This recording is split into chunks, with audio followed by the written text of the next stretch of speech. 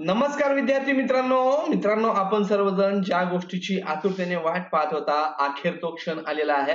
म्हणजेच institute level राऊंडची college merit list आता ही ऑनलाईन पब्लिश झालेली आहे आणि ही कुठं पाहायची, वेबसाईटला कशा प्रकारे चेक करायचे याविषयीची माहिती आपण या व्हिडिओमध्ये पाहणार आहोत. तर मित्रांनो, मी प्राध्यापक डॉक्टर वैभव इंगळे आणि तुम्ही पाहताय इन्फॉर्मेशन कट्टा हे युट्यूब चॅनल. तर मित्रांनो, ही लिस्ट आज सायंकाळी 5 वाजता पब्लिश होणार होती आणि जे की आता थोड्या वेळाने लेटनी ही इथं पब्लिश झालेली आहे. Institute level merit list has been published आणि इथं नवीन ऑप्शन तुम्ही पाहत असाल तर merit list institute level round हा इथं आलेला आहे.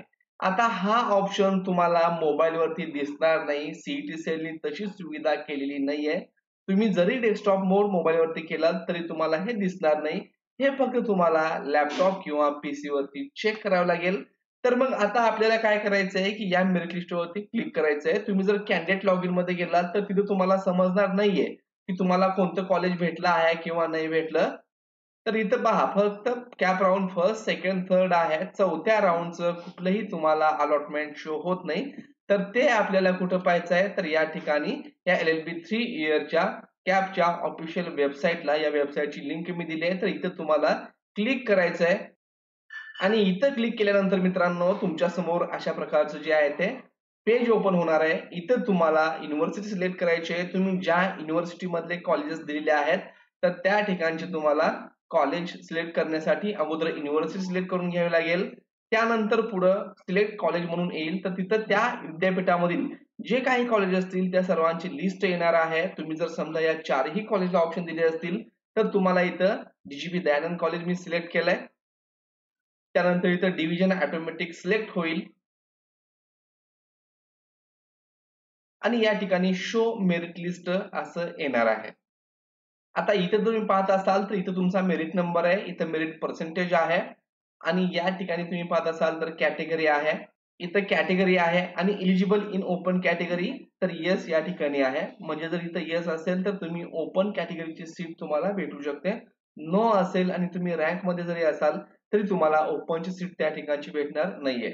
तर असं प्रत्येक कॉलेज तुम्ही पाहू शकता आणि एक गोष्ट इथे तुम्ही पाहत असाल तर या ठिकाणी मेरिट ही खूप हाय असते. आता इन्स्टिट्यूट लेवल राऊंडला हे गव्हर्नमेंट एडेड कॉलेज आहे. याचं फर्स्ट रँकचा विद्यार्थी 99.40 आहे.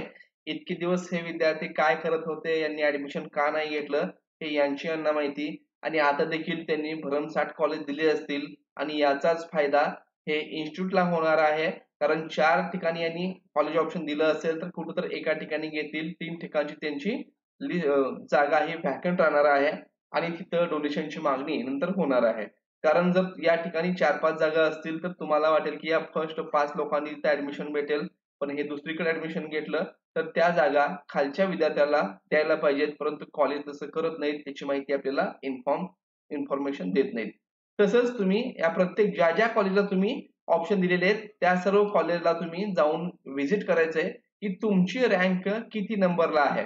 इथं प्रत्येक कॉलेजनुसार जेवढ्या काही विद्यार्थ्यांनी त्या कॉलेजला चॉईस दिलेली आहे अशा सर्व कॉलेजची लिस्ट तुम्हाला चेक करायची आहे आणि इथला मेरिट नंबर जो आहे तो प्रत्येकाचा वेगवेगळा असू शकतो. एका कॉलेजला 2 असेल तर दुसऱ्या कॉलेजला 4 असेल, दुसऱ्या कॉलेजला 1 ला असू शकेल. तर या कॉलेजनुसार ही मेरिट चेंज होत असते आणि त्यानुसार तुमचा जितका मेरिट वरच्या रँकचा आहे आणि त्या कॉलेजची व्हॅकन्सी बघा, व्हॅकन्सी कशी चेक करायची याविषयीचा व्हिडिओ आहे. त्याची लिंक मी तुम्हाला डिस्क्रिप्शन बॉक्स मध्ये देतोय. आणि मग आता आपल्याला ज्युडिशियल डिसिजन घ्यायचंय आणि ही प्रोसेस कशी चालते, तुम्हाला कोणत्या कॉलेजमध्ये ऍडमिशनला जायचं आहे. तर आत्ताच सांगितलं की जिथं तुमचा हाय रँक असेल आणि डिटेल जर माहिती हवी असेल तर मी सकाळीच एक व्हिडिओ पब्लिश केलेला आहे. तो तुम्ही पाहिला नसेल तर पाहून घ्या. त्याची लिंक तुम्हाला डिस्क्रिप्शन बॉक्स मध्ये आणि वरती आय सेक्शन मध्ये दिलेली आहे. तो पाहिल्यानंतर तुम्हाला समजेल की तुम्हाला नेमकं करायचं काय आहे, तुम्ही कशा प्रकारे फसवले जाता आणि तुम्हाला जास्त फी देण्यापासून कशा प्रकारे वाचायचं आहे ते त्या व्हिडिओमध्ये सविस्तर तुम्हाला माहिती भेटून जाईल. धन्यवाद.